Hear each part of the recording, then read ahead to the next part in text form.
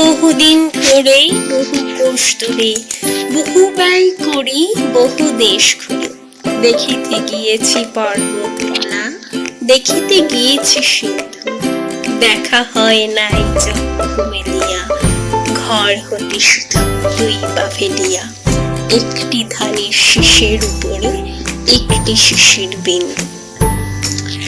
বাঙালি মানে ভ্রমণ পিপাসু, তা সে চাঁদের পাহাড়ের শঙ্কর হোক কিংবা আপনার পাশের পাড়ার হাবুলদা। বাঙালি আর খেতে এবং ঘুরতে পছন্দ করবে না তা কখনো হয়? আজকে তাই আপনাদের জন্য নিয়ে চলে এলাম বাঙালির অতি পরিচিত এক জায়গা, মানালি। হ্যাঁ, ঠিক শুনছেন, মানালি। মানালি কিভাবে যাবেন, কোথায় থাকবেন, মানালির কি ইতিহাস, সে সমস্ত বলবো আপনাদের। কিন্তু তার জন্য দেখতে হবে ভিডিওটা একদম শেষ অবধি। চলুন, মানালিতে কোথায় থাকবেন, কিভাবে থাকবেন, কোথায় ঘুরবেন, এইসব তো জানতে পারবেন।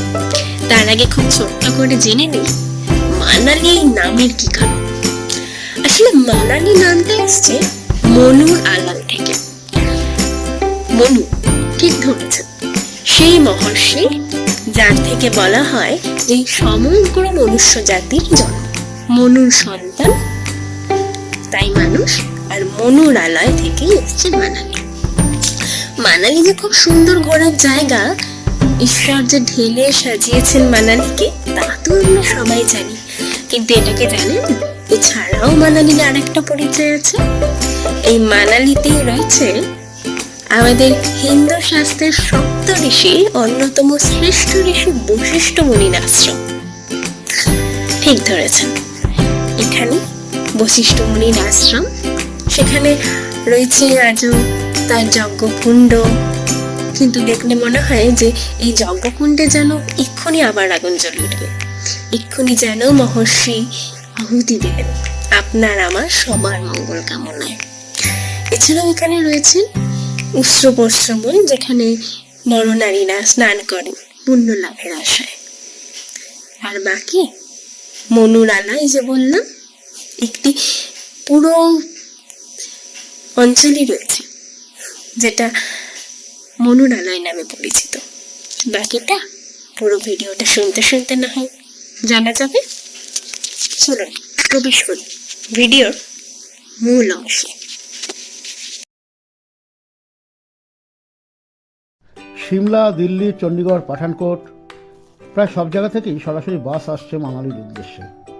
দূরত্ব সিমলা প্রায় 250 কিলোমিটার, দিল্লি প্রায় 575 কিলোমিটার, চণ্ডীগড় প্রায় 320 কিলোমিটার।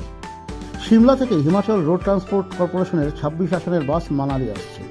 প্রতিদিন সকাল 5টা, 5:30 এবং 9:15 এবং বিকেল 5টা ও সন্ধ্যা 7টায় সিমলা ছেড়ে মানালির উদ্দেশ্যে রওনা হয়। দিল্লি থেকে সরাসরি মানালি বাস আসছে। এগুলি অবশ্য HRTCর বাস। প্রতিদিন সকাল 5:40, সন্ধ্যা 6:40, সন্ধ্যা 7টা, রাত্রি 9:50 এবং রাত্রি 11:15-তে বাসগুলি মানালির উদ্দেশ্যে ছাড়ে।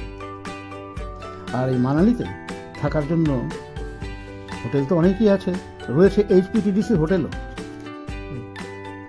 আর এই মানালিতেই রয়েছে হোটেল সাগর, একদম পুরোপুরি বাঙালি দ্বারা পরিচালিত হোটেল সাগর। এই হোটেলে একদম পিওর বাঙালি খাবার পাওয়া যায়। পাহাড়ে বসে মোচার ঘন্ট খুঁজছেন, পাহাড়ে বসে লাউ ঘন্ট খাবেন, শাক ভাজা কিংবা বেগুনি, হ্যাঁ পাবেন, এই হোটেলেই পাবেন। কারণ এই হোটেলের কর্ণধার ভগীরথবাবু আগাপাশতলা বাঙালি, কলকাতার মানুষ। এনাদের কলকাতায় অফিসও আছে, 5 নম্বর বিবিগাঙ্গুলি স্ট্রিটে। আর হোটেলের ফোন নাম্বার 099035405111। Email BHARATDUTA2015@gmail.com। সুলভে আর সম্পূর্ণ সুসজ্জিত কোনো হোটেলে থাকতে চাইলে অন্যতম সেরা হোটেল এই সাগর। একবার ঘুরে আসুন, ভালো লাগবে।